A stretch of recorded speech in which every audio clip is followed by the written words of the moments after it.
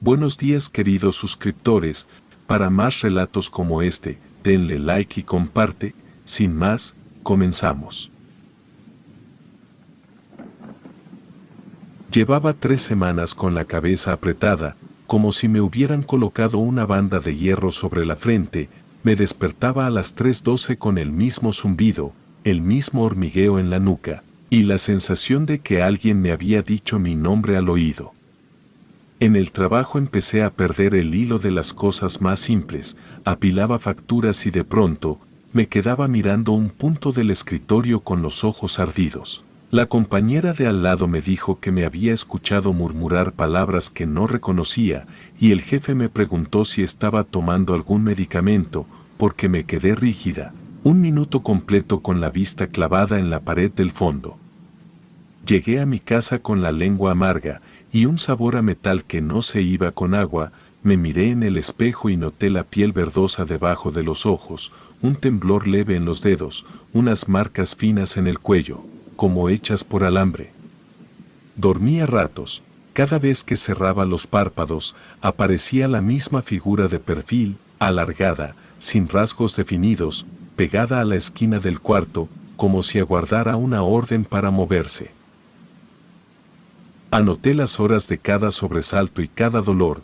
El lunes a las 10:40 sentí un pinchazo exacto detrás de la oreja izquierda. El miércoles a las 4:05 me desperté con el cuerpo empapado y la sábana torcida a mis pies. El viernes, en la cocina de la oficina, me quedé sin aire durante 3 inhalaciones seguidas y solté la taza, que golpeó el piso y se partió en 6 pedazos. Ese mismo viernes por la tarde, en el pasillo de mi edificio, la vecina Marta me miró a contraluz y dijo que traía la mirada perdida. Me preguntó si estaba enferma y le conté los datos sin adornos, los horarios repetidos, el murmullo, la pérdida de fuerza en los brazos, los vacíos de memoria de pocos minutos. Ella me respondió que conocía a una anciana en las orillas del pueblo, una mujer que atendía casos en los que el médico solo daba pastillas para dormir. Me indicó la ruta con referencias claras. Llegar al último poste de luz del camino viejo, seguir un tramo de tierra con piedras planas, doblar en un mezquite partido por un rayo, y buscar una casa baja con techo de lámina. El sábado salí antes del mediodía, con una libreta en la bolsa y una botella de agua.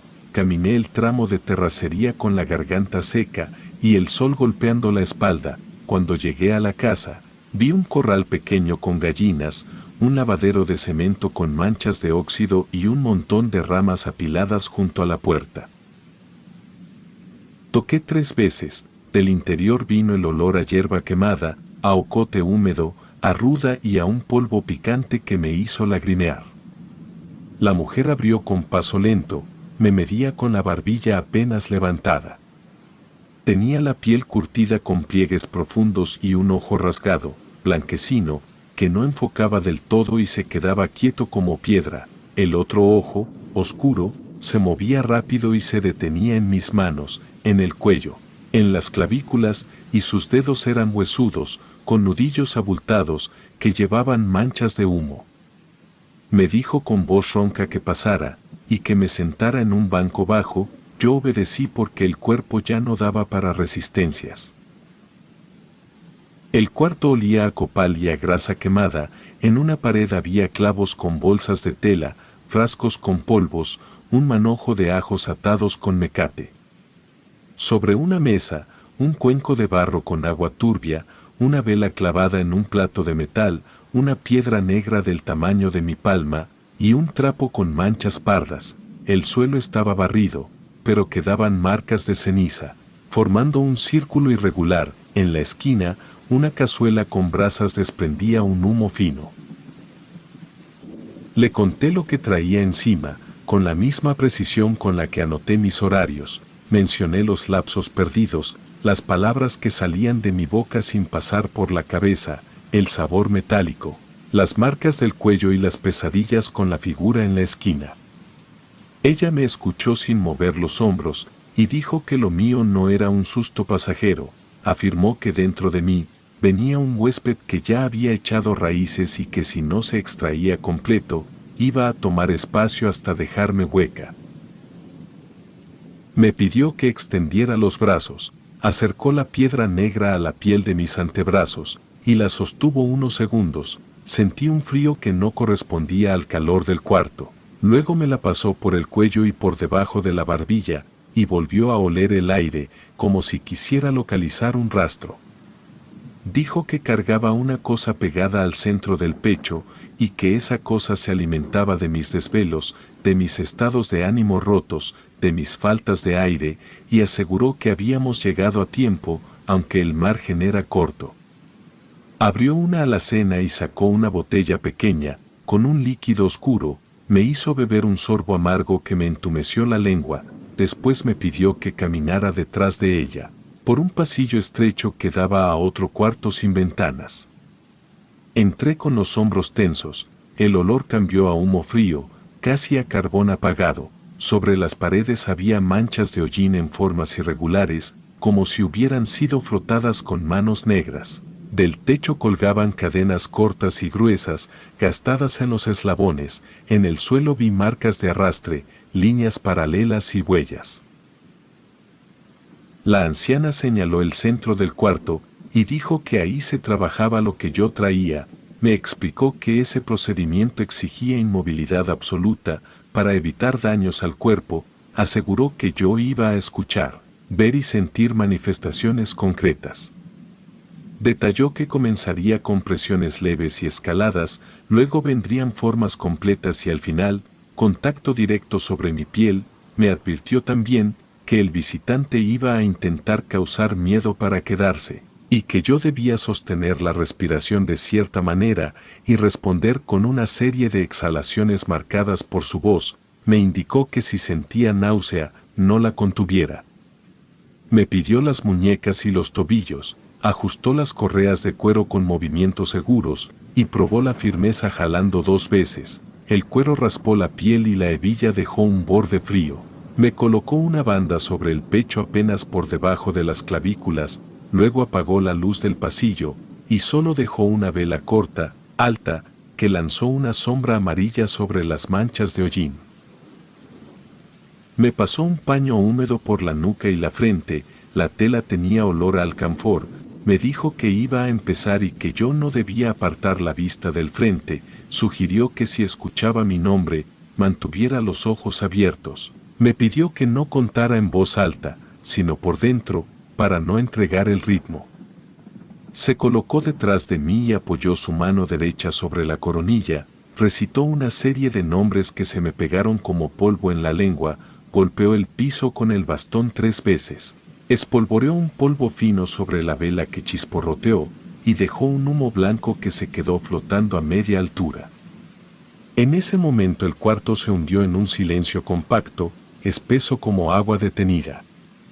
Los primeros minutos sentí una presión en el pecho y un cosquilleo en las pantorrillas, la piel del cuello se calentó como si me hubieran acercado un foco, la respiración se me hizo corta y medí los segundos con la mirada fija en una mancha alargada del muro, y cada exhalación salía como si empujara una puerta pesada.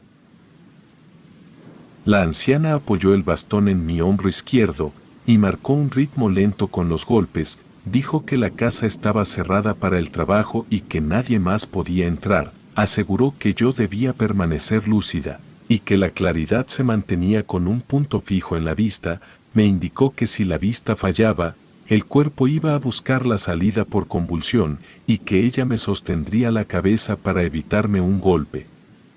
Me pidió que enumerara mentalmente los objetos de la mesa del cuarto de al lado, para sostenerme de cosas concretas. Repetí: cuenco, piedra, plato de metal, frasco ambarino, trapo pardo. En eso sentí una oleada de vómito atascada en la garganta, y la tragué con el agua que ella me acercó con una cuchara. El líquido sabía a ruda y a anís. El aire bajó 1 grado, y la piel de los brazos se me erizó, como si una corriente recorría la superficie. En el borde de la visión, junto al suelo, se dibujó una línea oscura que avanzaba lenta, El eslabón de la cadena del tobillo derecho vibró con un tintineo leve, mis manos se tensaron dentro del cuero, y comprendí que el trabajo acababa de iniciar. La vela quedó en el centro, alta, con una llama recta. La anciana la protegió con la palma, y me indicó que fijara la vista en el borde de cera que comenzaba a formarse. Dijo que a partir de ese momento, el visitante iba a tomar formas, primero en lo bajo, luego en lo alto, y al final sobre mi piel. El aire cambió de textura, entraba con dificultad, como si tuviera polvo fino suspendido.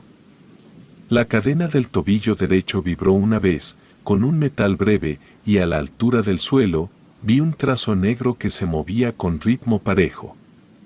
Cerré la mandíbula para sostener el pulso. La figura se definió al acercarse a la base del banco.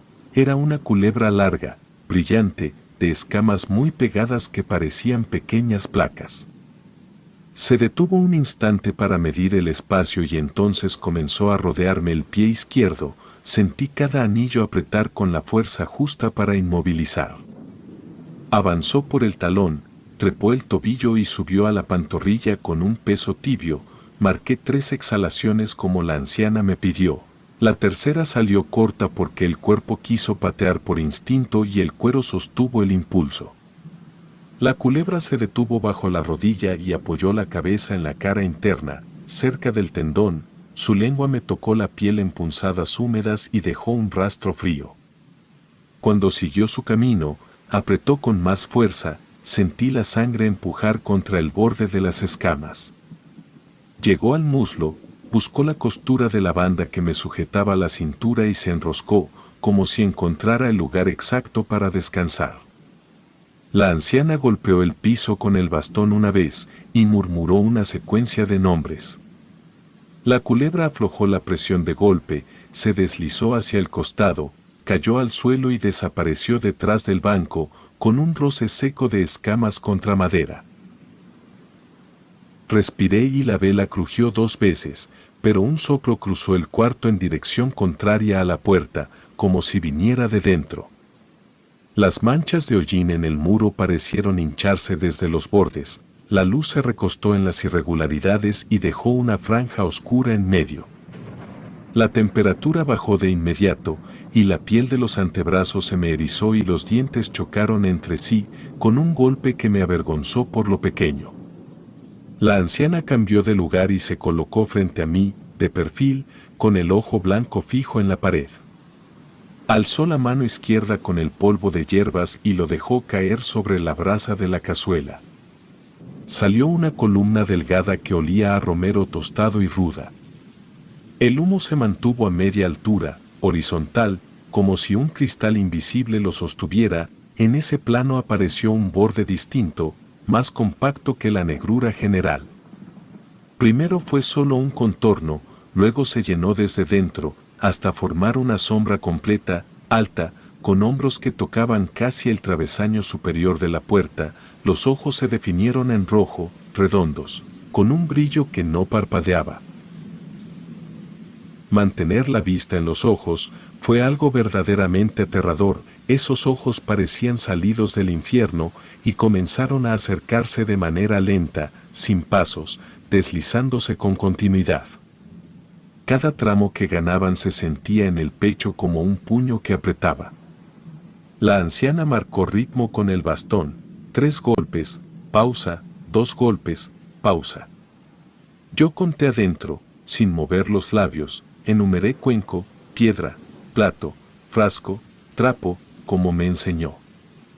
La sombra llegó al borde del círculo de ceniza del suelo y se inclinó apenas. Un aliento frío me pegó en la cara, la vela se dobló hacia atrás, como si alguien hubiera soplado con precisión sobre la mecha, pero resistió sin apagarse. El frío se metió entre la ropa y la piel. Me ardieron los nudillos por dentro. La sombra no tenía manos visibles ni boca, solo los ojos rojos.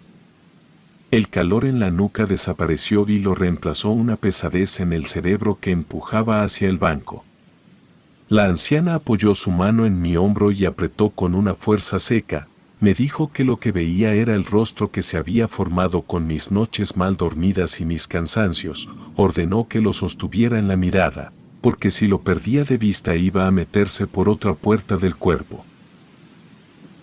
La sombra se acercó un paso más sin sonido, la respiración cambió de largo a corto por pura defensa. Se me entumecieron las puntas de los dedos y sentí el pulso en las sienes como martillazos. Para que la mandíbula no castañeara, apreté la mandíbula lo más que pude. La anciana arrojó otra pizca de polvo, esta vez el olor fue a salvia ahumada, más oscuro, la sombra se encogió un mínimo y luego se estiró, como si probara su tamaño. Me habló adentro, en un idioma que no reconocí, pero cuyo ritmo se clavó en el estómago. No fueron palabras sueltas, fue una secuencia con golpes y pausas, como una orden. El cuerpo quiso inclinarse hacia adelante para escucharlo mejor, pero la banda del pecho sostuvo el movimiento y me regresó a mi sitio con un jalón firme. La anciana elevó la voz sin gritar, dijo mi nombre de pila con todas las letras y me ordenó que exhalara largo, que hundiera el ombligo y que abriera la garganta. Le obedecí y el aire salió como si empujara una puerta pesada otra vez. Los ojos rojos retrocedieron medio paso, casi imperceptible, lo suficiente para darme 1 centímetro de espacio. Aproveché para fijar de nuevo la mirada en la base de la vela y marcar otra serie, 4 adentro, 4 afuera, sostén y suelta. El tiempo se estiró, la tensión en las corvas dolía como cuerda, de verdad que sentí latigazos de calor en la espalda baja y luego en la punta de la nariz. La sombra comenzó a diluirse desde los bordes, pero no desapareció, se redistribuyó por el cuarto, como si se pegara a las paredes, al techo o al piso. La anciana caminó alrededor de mí con pasos cortos, medidos, y cada 2 vueltas hizo una cruz de ceniza con el bastón, sin tocarme.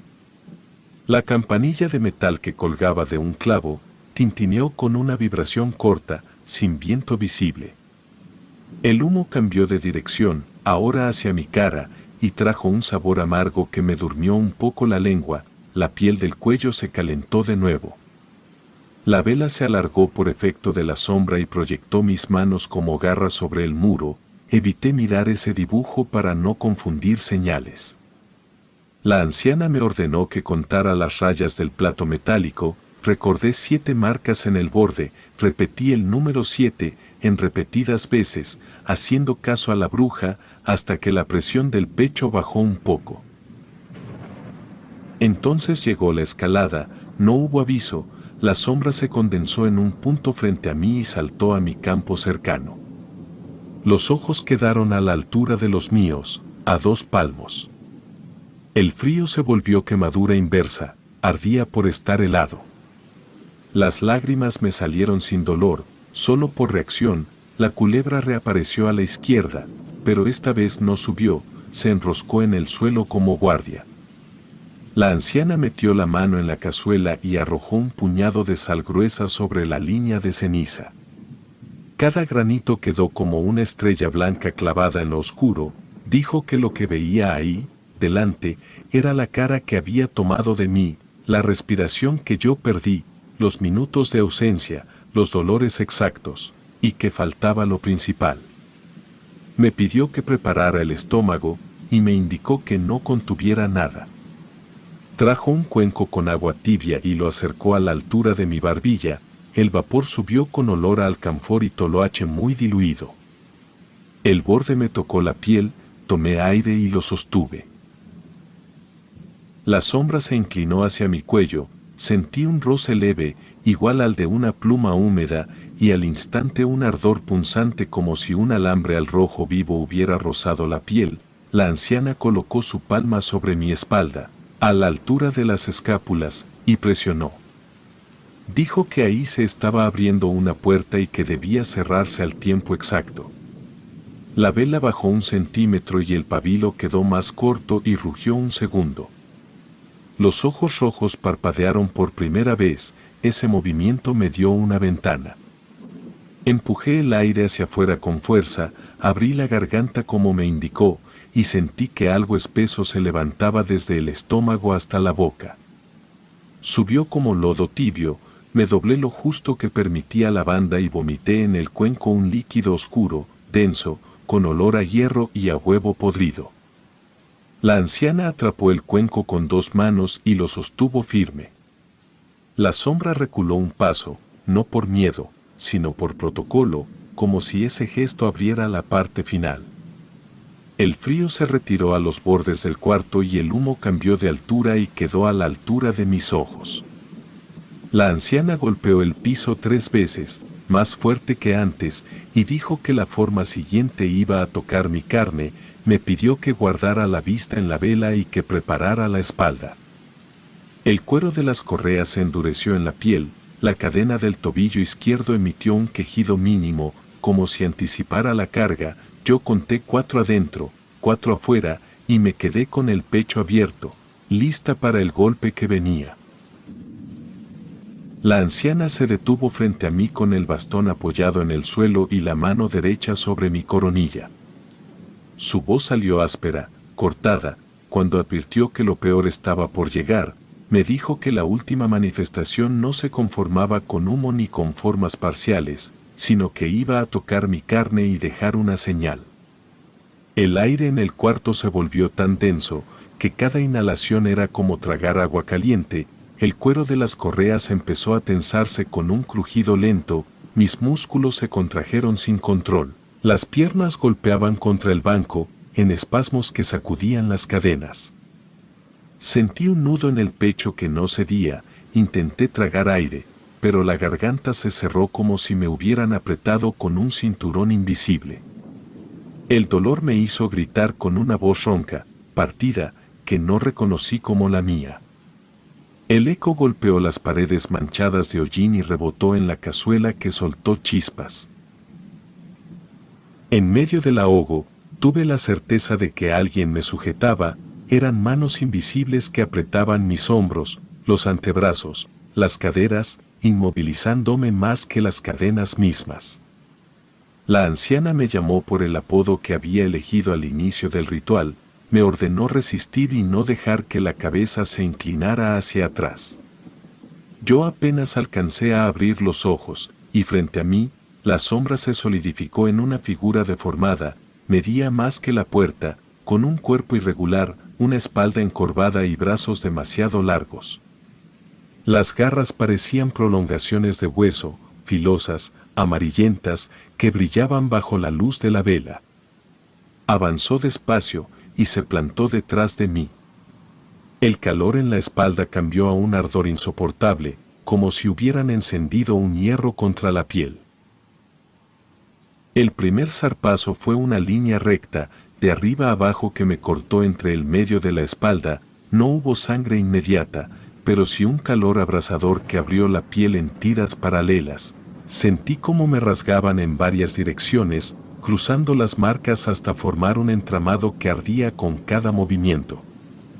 El grito salió seco, como un alarido que desgarraba la garganta. Luego vino el cuello, una presión ardiente, como si me hubieran puesto brasas incandescentes sobre la piel, me obligó a doblar la cabeza hacia un costado. La sensación era tan real que esperé ver humo salir de la carne. El dolor fue punzante, eléctrico, acompañado de un olor a quemado que me revolvió el estómago. La anciana no se detuvo, caminaba a mi alrededor golpeando el piso con el bastón, arrojando polvo de hierbas que quedaban en las brasas. Su voz creció hasta reventar en un tono que no parecía humano.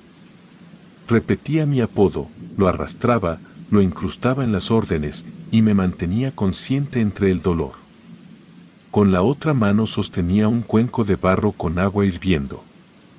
Lo acercó tanto a mi rostro, que el vapor me golpeó directo en los ojos y la nariz, obligando a aspirar. El calor me abrió la garganta y la náusea subió en oleadas. Ella me ordenó no detener nada, que lo dejara salir, que no pensara en resistir al impulso. El cuerpo entero se convulsionaba, los tobillos chocaban contra las cadenas, las muñecas ardían bajo las correas de cuero, el pecho se inflaba y desinflaba a una velocidad que no podía controlar. De pronto, una masa espesa empezó a moverse desde el fondo del estómago, era como un líquido pesado que subía lento, raspando el esófago. La presión fue insoportable, solo abrí la boca y un vómito oscuro, casi negro, salió con un olor nauseabundo, mezcla de hierro oxidado, azufre y carne podrida. El líquido cayó directo al cuenco que la anciana sostuvo firme bajo mi barbilla. Ella lo cubrió con una tela negra de inmediato y lo selló con una cuerda, como si guardara un animal vivo. En el instante en que el vómito terminó, el cuarto se calmó de golpe, la sombra desapareció como si hubiera sido absorbida por las paredes, el frío cesó y el aire volvió a entrar sin resistencia. La vela dejó de parpadear y se mantuvo erguida, estable, con una llama clara. El silencio que siguió no fue vacío, sino un descanso profundo, como si el cuarto hubiera expulsado todo lo ajeno. Las cadenas se aflojaron solas con un chasquido leve, y mis brazos cayeron pesados a los costados, y el banco se estremeció por el peso de mi cuerpo desplomado. Sentí la ropa pegada a la espalda, húmeda por la sangre que comenzaba a manar de las heridas, el ardor seguía vivo, igual que las marcas incandescentes en el cuello. La anciana se acercó, apoyó la mano huesuda sobre mi frente y dijo que lo que cargaba ya había salido, que el huésped no tenía más sitio en mí. Aseguró que lo había contenido en el frasco y que ahora debía ser enterrado en un lugar donde no caminara nadie. Añadió con tono seco que las huellas en mi piel no desaparecerían nunca, que serían testimonio de la batalla y advertencia para cualquiera que intentara volver a ocuparme. Con la vista nublada por el cansancio, alcancé a ver cómo guardaba el frasco dentro de una bolsa de tela y lo ataba con doble nudo. Después se alejó hacia el rincón donde las brasas seguían encendidas y dejó caer otro puñado de polvo, que desprendió un humo blanco, esta vez limpio, sin olor desagradable. Me soltó por completo y el cuerpo se inclinó hacia un costado, apenas logré sostenerme con los codos. Cada movimiento reavivaba las heridas de la espalda, pero el pecho estaba libre, sin la opresión que había sentido durante semanas. La respiración volvió a ser mía, y el sudor me corría frío por las sienes, las manos estaban hinchadas por la presión de las correas, pero la cabeza estaba despejada, sentí debilidad extrema, como si me hubieran drenado la sangre, y aún así había alivio. La anciana me miró con el ojo oscuro, el otro fijo en la nada, y dijo que había sobrevivido a un encuentro directo con el demonio mismo. Me advirtió que aunque ya no estaba dentro de mí, las noches siguientes serían de cuidado, porque las marcas atraerían miradas invisibles. Me ofreció un paño húmedo para limpiar el rostro, y me dejó recostada en el banco. Cuando el cuerpo dejó de temblar, comprendí lo que había ocurrido. Cada herida en la espalda ardía como fuego, cada marca en el cuello seguía caliente, pero por primera vez en mucho tiempo no sentía voces ni sombras encima. La calma del cuarto era real, y aunque el dolor me recordaba lo que había pasado, también me confirmaba que había salido viva de un sitio donde pocos logran regresar. Entre debilidad y alivio, acepté que lo que me habitaba ya no estaba, y que aunque las cicatrices nunca se borrarían, me pertenecían como señal de que resistí lo peor.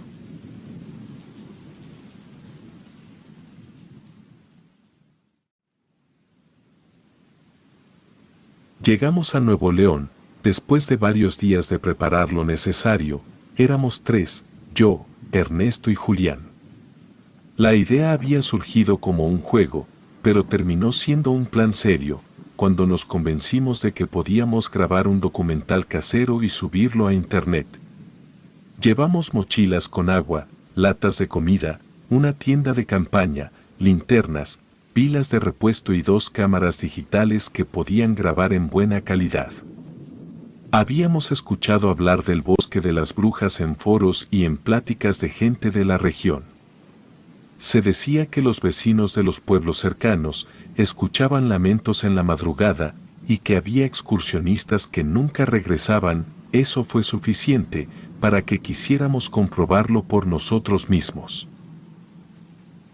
Antes de entrar al bosque, nos detuvimos en una pequeña plaza del pueblo, sacamos las cámaras y grabamos entrevistas rápidas para darle fuerza al material. Un hombre mayor nos contó que en noches de luna llena se oían risas de mujeres que parecían venir de todas partes al mismo tiempo. Dijo también que había visto figuras colgando de los árboles, hechas con ramas torcidas y atadas con cabello humano. Otro poblador nos advirtió que el bosque no tenía fin y que quienes entraban caminando en línea recta terminaban dando vueltas en círculos. Aunque escucharlo nos incomodó, lo tomamos como parte de la leyenda que queríamos documentar. Al cruzar el primer sendero, el ambiente cambió de golpe. Los árboles eran tan altos que apenas dejaban pasar la luz y el suelo estaba cubierto de ramas secas que crujían con cada paso.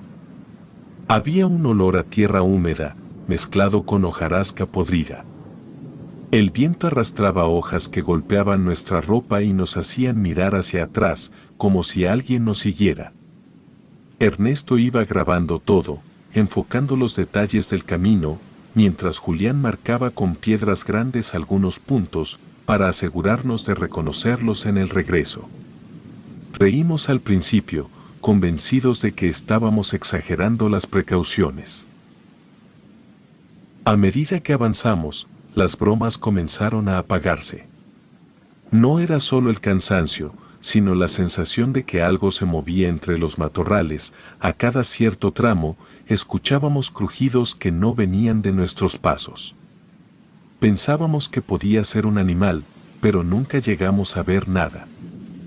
Grabábamos esos momentos con la intención de que quedaran como material extra para el documental, aunque en el fondo nos incomodaba no poder identificar el origen de esos ruidos. Cuando el sol empezó a caer, levantamos la tienda en un claro que parecía seguro, extendimos las mochilas y encendimos una linterna de batería que apenas iluminaba unos metros alrededor. Ernesto sugirió revisar las grabaciones del día para ver cómo estaba quedando el material. Conectamos la cámara a una pequeña pantalla portátil que habíamos traído y nos sentamos frente a ella. Al principio solo aparecían nuestras entrevistas, las caminatas y las bromas entre nosotros, pero en una de las tomas, donde la cámara apuntaba al sendero, se escuchó un ruido grave, como un golpe lejano, seguido de lo que parecía un murmullo. Lo extraño fue que ninguno de nosotros recordaba haber escuchado eso en el momento de la grabación. Nos quedamos en silencio, mientras lo repetíamos varias veces. Julián insistió en que tal vez el micrófono había captado el viento o un eco extraño entre los árboles. Ernesto no estaba convencido y dijo que se escuchaban palabras cortadas, aunque no lograba entenderlas. Yo traté de restarle importancia, para evitar que el ambiente se pusiera pesado desde el primer día. Guardamos la cámara, cerramos la tienda y nos acostamos, aunque el sueño tardó mucho en llegar. Afuera, el viento seguía moviendo las ramas y cada crujido se sentía más fuerte en medio de la oscuridad. La primera noche en el bosque de las brujas terminó con una certeza: habíamos venido por algo que parecía un juego, pero lo que encontramos desde el inicio no tenía nada de gracioso. La segunda noche en el bosque de las brujas fue completamente distinta a la primera. Apenas nos metimos en la tienda de campaña, sentimos que el ambiente afuera estaba más cargado, como si el viento hubiera cambiado de dirección y trajera consigo algo más pesado que el simple frío nocturno. No tardamos mucho en escuchar pasos. Primero eran leves, como ramas quebrándose a lo lejos, pero poco a poco comenzaron a sonar más cerca, rodeándonos.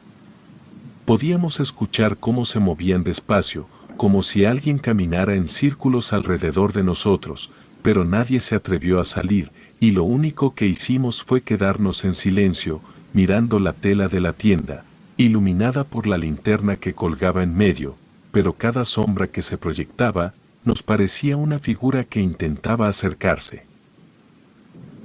Pasamos horas así, con los ojos abiertos, esperando que en cualquier momento alguien jalara la entrada de la tienda, pero lo extraño fue que nunca ocurrió nada. Los pasos siguieron hasta que poco a poco desaparecieron. Apenas amaneció y salimos, lo primero que vimos fueron 3 montículos de piedras apiladas justo frente a la entrada. Eran torres pequeñas, perfectamente acomodadas, que no pudieron haberse formado solas. Ernesto juraba que los habían puesto personas del pueblo para asustarnos.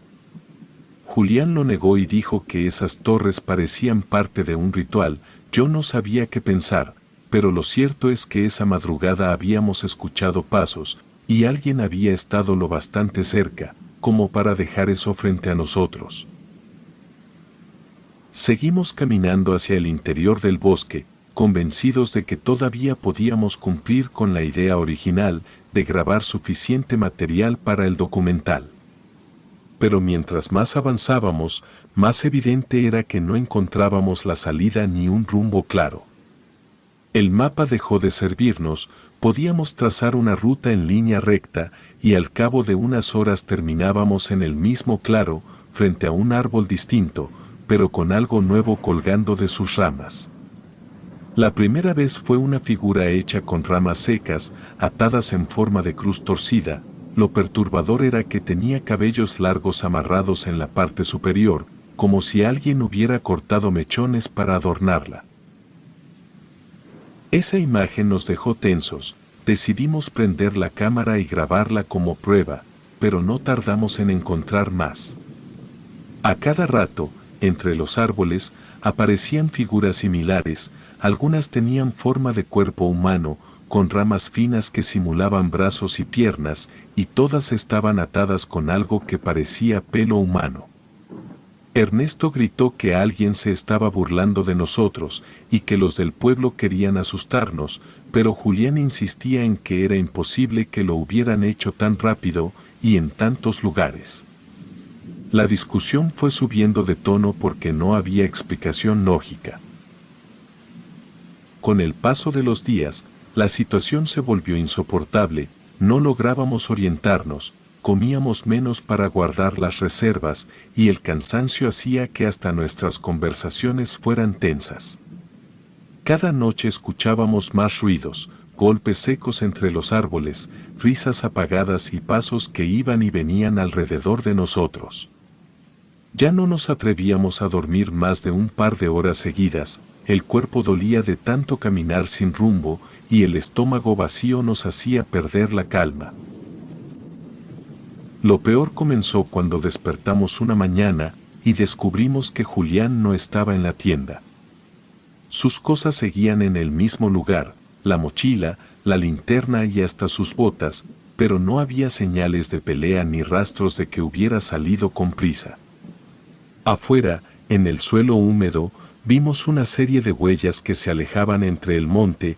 Eran huellas frescas, marcadas en la tierra, que parecían de pies descalzos. Decidimos seguirlas por un tramo, pero pronto se perdieron en la maleza, y lo único que logramos fue cansarnos más y confirmar que él había desaparecido sin explicación.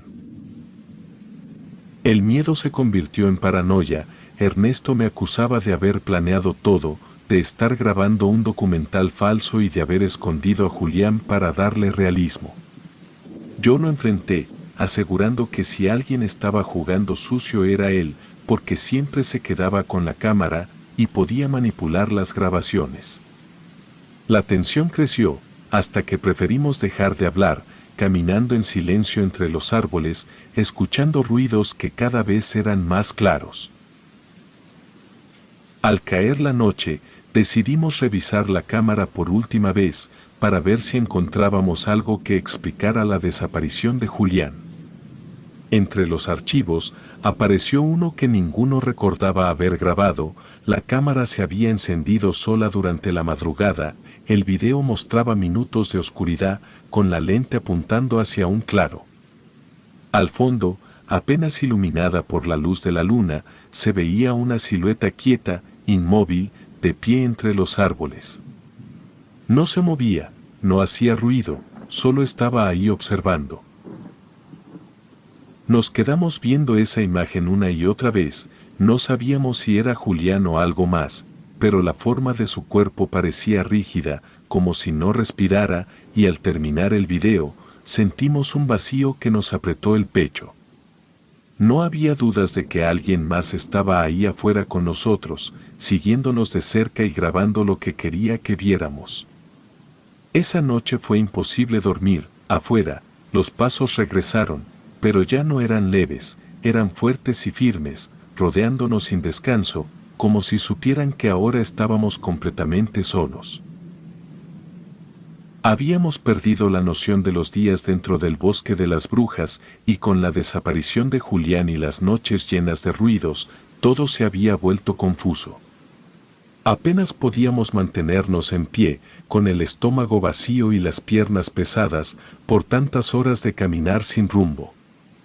Lo peor era que ya no confiábamos ni en nosotros mismos. Ernesto apenas me hablaba, y yo trataba de no mirarlo, porque sentía que cualquier discusión terminaría mal.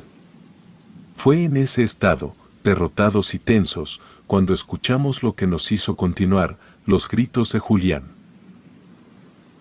Al principio sonaron lejanos, apenas reconocibles, como si vinieran desde lo profundo del bosque.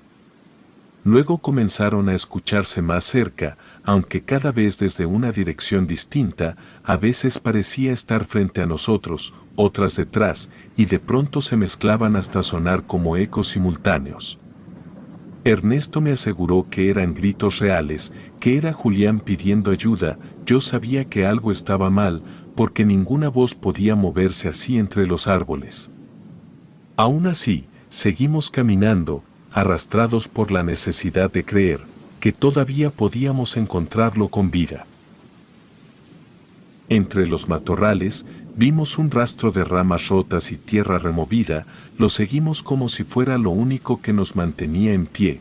Después de avanzar durante lo que pareció una eternidad, nos topamos con una construcción vieja, oculta entre los árboles. Era una cabaña abandonada, hecha con tablas podridas y un techo inclinado, que parecía a punto de colapsar. Las ventanas estaban cubiertas de tablas clavadas desde dentro, y la puerta apenas colgaba de una bisagra oxidada. Entramos con la linterna encendida, el interior olía a humedad, madera podrida y ceniza vieja. En las paredes había marcas de manos pequeñas, negras, como si hubieran sido pintadas con carbón. Entre esas manos se distinguían símbolos que no entendimos, círculos incompletos, cruces torcidas, figuras triangulares. El suelo estaba cubierto de hojas secas que crujían con cada paso, y en los rincones había restos de velas derretidas. Grabamos todo con la cámara, tratando de mantener el pulso firme aunque el miedo nos lo impedía. Al recorrer las habitaciones, escuchamos golpes sordos bajo el piso, como si alguien caminara en un nivel inferior. Ernesto me señaló una trampilla en una esquina, cubierta por una tabla medio suelta. La levantamos y encontramos un hueco que descendía hacia un sótano improvisado. Un olor a tierra húmeda y encierro salió de ahí. Ernesto bajó primero, alumbrando con la linterna, y yo lo seguí con la cámara grabando cada paso. El sótano era estrecho, con paredes de piedra cubiertas de moho. El aire era tan pesado que apenas podíamos respirar, y al fondo, iluminada por la linterna, vimos una figura humana parada contra la pared, completamente inmóvil, como si alguien la hubiera puesto ahí de castigo. No se movía, no giraba la cabeza, solo permanecía de pie, con los brazos caídos y la frente pegada a la pared. No sabíamos si era Julián o algo que lo imitaba, pero su postura era tan rígida, que resultaba imposible pensar que estuviera vivo. Ernesto dio un paso hacia la figura, mientras yo intentaba enfocar mejor con la cámara. Fue en ese instante cuando escuchamos un ruido seco a nuestras espaldas, como si algo hubiera cerrado la trampilla con violencia. La linterna tembló en la mano de Ernesto y la cámara grabó un giro brusco.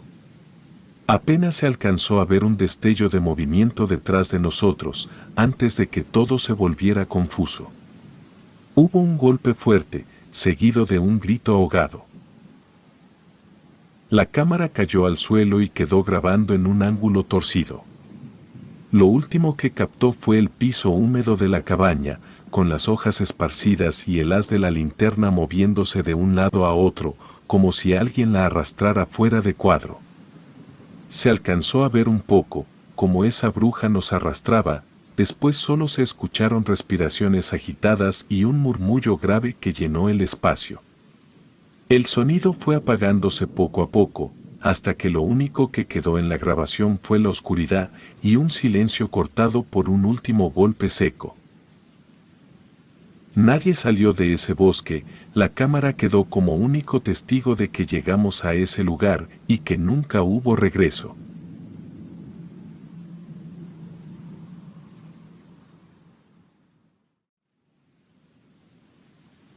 Hola, mi nombre es Juan y tengo 26 años, soy músico y actualmente vivo solo en un departamento con mi perro. La historia que voy a contar sucedió apenas hace algunos meses, y es algo que me ha dejado bastante impactado y ha afectado demasiado mi vida, a como era anteriormente. Todo comenzó cuando me mudé a este departamento. Yo antes vivía con mis padres, como toda persona que se independiza, yo me traje mis cosas al lugar en el que vivo actualmente, entre ellas la ropa, instrumentos, juguetes y obviamente mi perro. Mis padres poco antes de que yo me mudara solo, tuvieron un viaje, visitaron un estado del sur del país y al regresar, trajeron algunos recuerdos, entre ellos me contaron una pequeña historia, en la cual conocieron a un señor bastante agradable. Les recomendaría diferentes lugares que ellos podían visitar, y como recuerdo les regaló una especie de muñeco.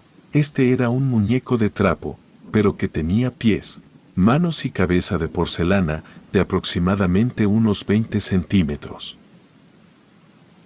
Era algo pequeño y ellos me dijeron que esta persona se dedicaba a hacer algunas manualidades o artesanías y que las vendía a algunos de los turistas que iban a visitar aquella zona, pero en esta ocasión ellos le habían caído bastante bien y al parecer se los había obsequiado como un regalo.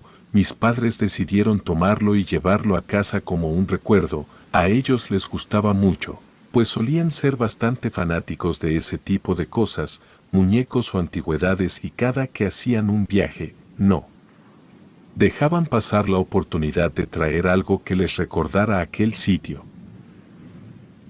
En esta ocasión había sido este muñeco. Cuando yo salí de la casa, a ellos al parecer les pareció muy buena idea el que yo me llevara este muñeco. Yo nunca había tenido ningún contacto con él. De hecho, cuando ellos lo tenían en la casa lo solían guardar en su cuarto y muy pocas veces yo llegaba a verlo. Me parecía bastante interesante, pero era algo muy normal. Finalmente, cuando me fui, ellos lo tomaron y lo metieron entre mis cosas para que yo tuviera algún recuerdo de ellos, y fue así como, desde que me mudé hasta la fecha en la que sucedieron estos acontecimientos que voy a relatar, fue que este muñeco fue el causante de muchos de ellos, o al menos eso parece. Mi departamento no es demasiado grande, aunque a veces parece algo grande para mi perro y para mí, pero de algo que es muy seguro, es que cualquier ruido, cualquier movimiento o incluso cualquier objeto que caiga al piso, es bastante notorio en su sonido. Porque no cuento con demasiadas cosas, yo solía colocar este muñeco en un librero que tenía en la sala.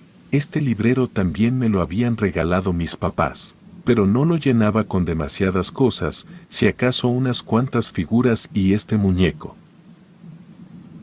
Las primeras semanas en las que ya me encontraba solo viviendo ahí, pude notar con cierta frecuencia, como el muñeco siempre cambiaba de posición en la que yo lo dejaba. Era algo bastante raro, porque como dije, No tenía demasiadas cosas y el único muñeco o el único objeto que parecía cambiar de lugar era él. Este librero con el que yo cuento se encuentra enfrente de la puerta, es decir, la entrada principal, así que en muchas ocasiones era bastante notorio el hecho de que cambiara de posición, pues yo normalmente lo tenía sentado. Por los materiales con los que está hecho ese muñeco, no puedes colocarlo en muchas posiciones, así que yo solía sentarlo y dejarlo ahí, pues cuando yo regresaba a casa, podía notar cómo aquel muñeco se encontraba en una posición bastante extraña, en la cual yo no había recordado haberlo dejado. Al principio no le tomé demasiada importancia, pues yo nunca he sido una persona que crea en ese tipo de cuestiones paranormales hasta que comenzaron a suceder estas cosas. Como dije, mi departamento es algo pequeño y en él puedes escuchar cualquier especie de ruido que se presente. Normalmente por las noches, yo sufría de insomnio en aquellas fechas. Recuerdo perfectamente cómo despertaba por las madrugadas y no entendía muy bien por qué era que yo despertaba, era como si algo tratara de despertarme y de mantenerme alerta. También comencé a notar cómo mi perro cambió un poco de comportamiento, pues cabe mencionar que siempre dormía conmigo, de hecho me acostumbré tanto que yo no podía dormir sin él en la cama.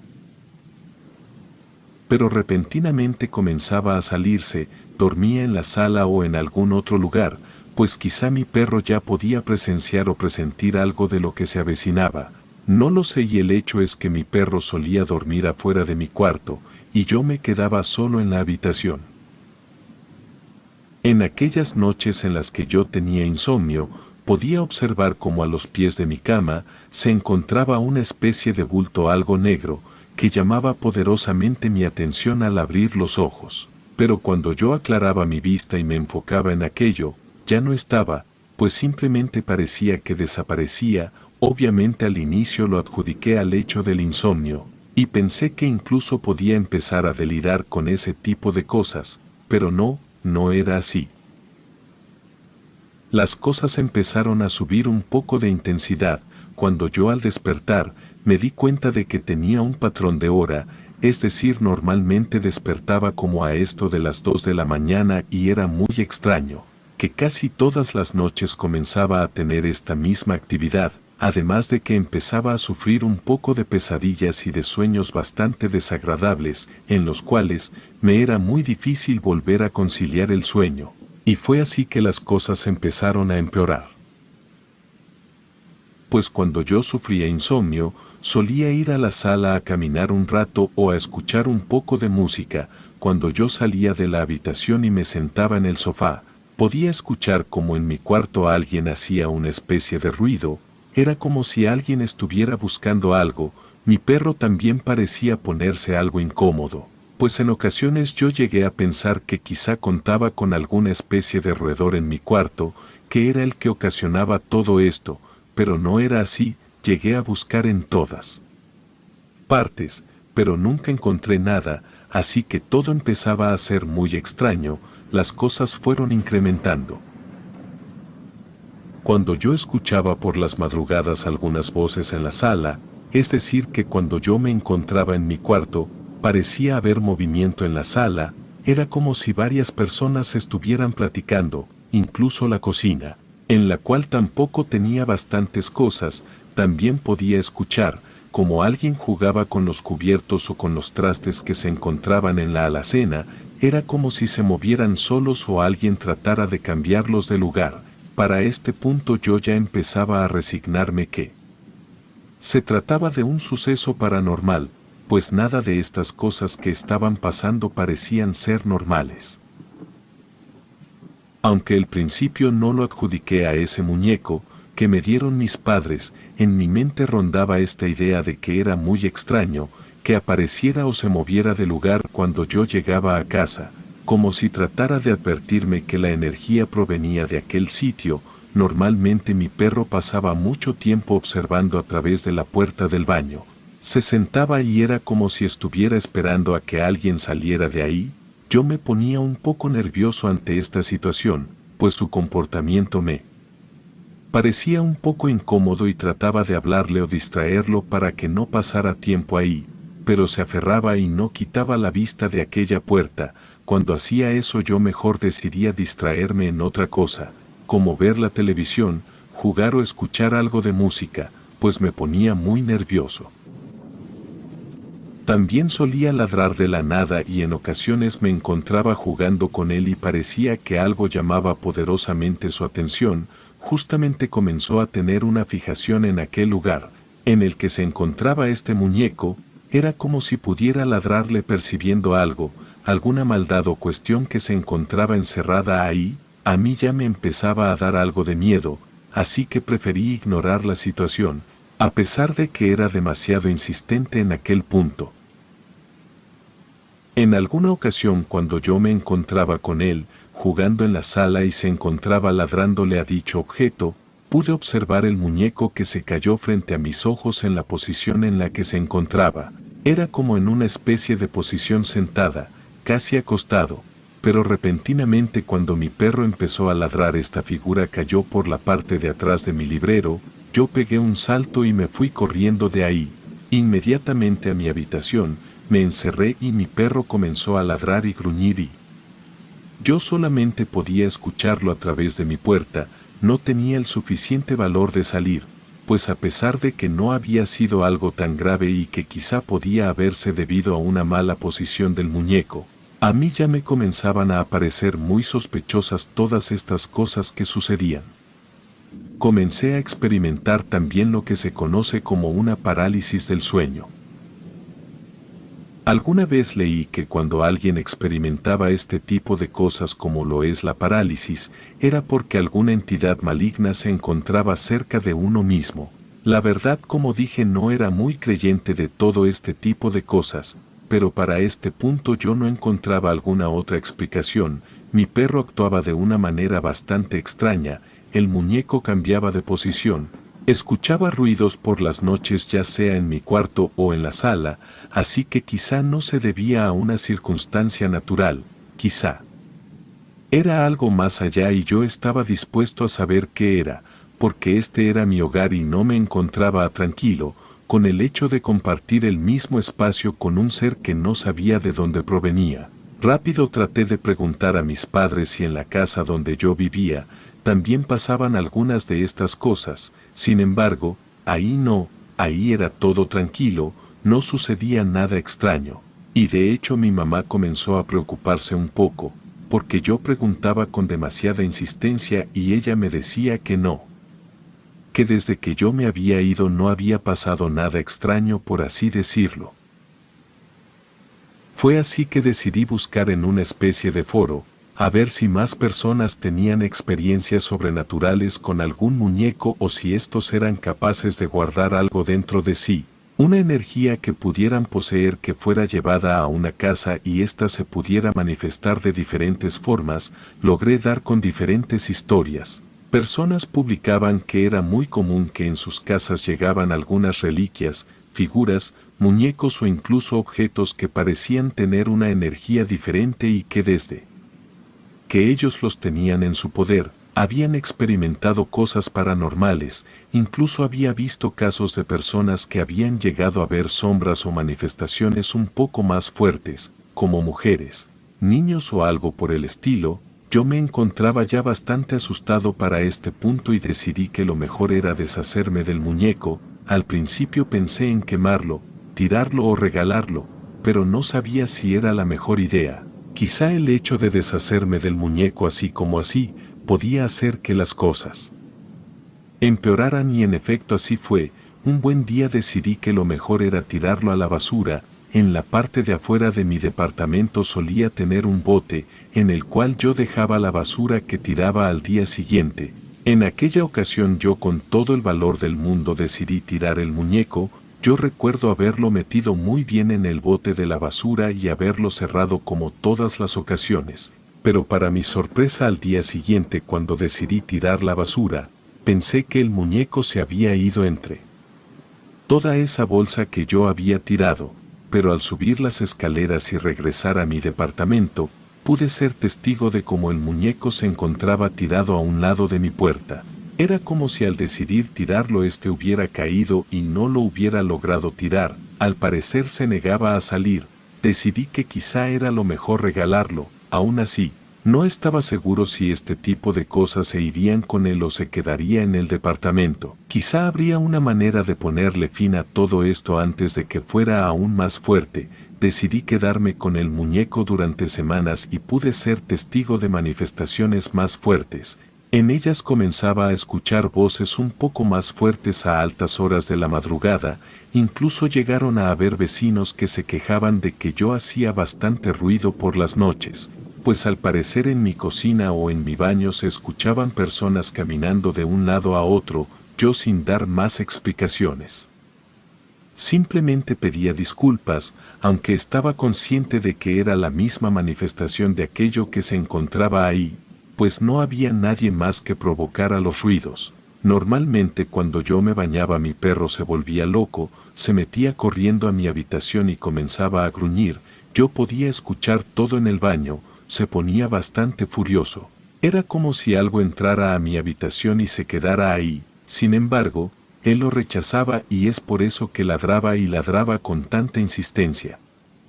Cuando yo llegaba a mi departamento también lo encontraba bastante asustado abajo de mi cama o abajo de la mesa, como si hubiera visto algo bastante perturbador que lo hubiera hecho esconderse hasta que yo llegara. Incluso ya no me recibía con la misma alegría de antes, como lo dije anteriormente, yo desde hace mucho tiempo me dedicaba a la música, soy músico y toco la guitarra. Mi instrumento suelo dejarlo sobre una especie de base en la cual está seguro, pero en ocasiones lo tengo con funda y en otras lo tengo sin funda. Bueno, pues hasta ese punto nunca había pasado algo raro con el instrumento, hasta que por las noches comenzó a sonar, como si tocaran las cuerdas. Obviamente este instrumento necesita estar conectado para que pueda sonar, aunque desde la sala cuando yo me encontraba viendo la tele, podía escuchar cómo alguien pasaba sus dedos entre las cuerdas de una manera muy fuerte, para que yo pudiera percatarme del sonido. Esto me asustaba demasiado, pues ya había leído al respecto y al parecer al punto de que una experiencia paranormal, en la cual algo se manifestara de esta forma, era porque algo había ahí y que quizá no quería irse y se manifestaba de una forma un poco más fuerte. Ya no era el muñeco y las caídas, sino que quizá traía una especie de ente que se había apoderado del departamento y se manifestaba de todas las maneras posibles, pues además de todo lo acontecido, también en ocasiones las llaves de mi lavabo se abrían y salía el agua, ya que cuando yo llegaba del trabajo, podía encontrarlas abiertas y no había explicación alguna, además de objetos que cambiaban de lugar y el muñeco, que obviamente seguía cambiando de sitio y eran demasiadas experiencias. Sin embargo, yo no estaba dispuesto a contarle a nadie. Abrumado ante toda esta situación, decidí buscar ayuda y fue ahí cuando recordé que yo tenía una compañera en la preparatoria que creía en todas estas cosas, pero no solo eso, sino que ya también al parecer tenía alguna especie de contacto con los seres sobrenaturales, podía contactar espíritus o incluso podía decirte si estaba siendo acechado por uno. Fue entonces que decidí recurrir a ella. Un buen día le llamé y le conté toda la situación que yo estaba viviendo. Ella me dijo que estaba dispuesta a ayudarme y a ir al departamento a hacer una especie de trabajo, para poder decirme qué era lo que se encontraba ahí, ya que al parecer después de contarle todas mis experiencias, era algo un poco fuerte lo que estaba ahí encerrado, al punto de que mi mascota ya lograba verlo y tenerle miedo. Un buen día ella fue al departamento y me dijo que tenía que trabajar por la noche, así que llevó unas veladoras, unos espejos y algunas otras cosas que utilizaba para poder contactar con este ser. Me dijo que en ocasiones no es necesario que ellos los contacten a través de una tabla Ouija y que hay otros métodos un poco más prácticos, por los cuales ella puede enterarse de qué es lo que estaba sucediendo ahí. Aquella noche ella hizo un trabajo en el cual me pidió que yo no estuviera presente, sobre todo por mi seguridad. Al terminar me dijo que lo que se encontraba ahí era una energía muy negativa. Al parecer aquel muñeco no había pertenecido a una muy grata persona y había logrado encerrar una entidad. que al parecer se había liberado al llegar a mis manos, pues como yo era una persona que no creía mucho en estas circunstancias, podía ser el blanco perfecto de todo esto. A mí me pareció algo bastante raro todo lo que me contó, pero al final no tenía otra opción porque no podía ir a ningún otro lado y no quería ser más acechado por todo esto que estaba sucediendo. Quería también que mi mascota estuviera muy tranquila. Le comenté que pensé en deshacerme del muñeco, a pesar de que dijo que era una de las peores cosas que pude haber hecho, puesto que en ocasiones este tipo de manifestaciones se quedan en el sitio, aunque los objetos que los transporten ya se hayan ido. Por algo es que el muñeco no había salido ese día en la basura. Quizá me estaba tratando de dar alguna especie de señal. Ella decidió hacer un trabajo de limpieza en el lugar. Me dio algunas cosas que yo podía rociar en la casa y algunos inciensos que debía de prender a ciertas horas específicas. Al principio todo esto resultó y dio efecto, pues se podía conciliar de una manera más fácil. Mis parálisis comenzaron a terminar y ya no veía aquellas sombras que podía observar sobre mi cama o incluso todas estas manifestaciones sobre mi guitarra o en el baño, y mi mascota parecía actuar de una manera un poco más tranquila. Esto me recuperó un poco más. Ella me dijo que se quedaría con el muñeco y que haría una especie de trabajo para que pudiera liberar aquel mal de este objeto. Por aquellos días yo tuve un sueño bastante extraño, el cual lo interpreté como una especie de despedida o desprendimiento de aquello hacia mi persona o hacia el departamento. Aquella noche yo soñé como me encontraba viéndome a mí mismo dormir en mi habitación y podía observar como una especie de sombra bastante alta entraba y me tomaba de la cabeza. Se sentaba y se hincaba a un lado de mi cama y pasaba un buen rato viéndome. Yo, con todo el terror del mundo, quería o trataba de despertarme, pero no podía. Simplemente esta figura se levantó después de un rato y decidió salir de mi cuarto. Esta experiencia la tuve justo cuando todo esto terminó y fue una especie de finalización a todos estos trabajos que había hecho mi amiga. Finalmente pude recobrar la tranquilidad y hasta el día de hoy ya nunca he tenido algún suceso paranormal o algo similar. Al parecer en ocasiones los objetos guardan bastantes cosas en ellos e incluso en algunas de ellas pueden llegar a guardar almas en pena o alguna especie de ser maligno que puede manifestarse de distintas maneras. Después de todos estos hechos, trato de no quedarme con cosas por mucho tiempo y sobre todo le empecé a tener una especie de incomodidad a los muñecos. Relatos anónimos.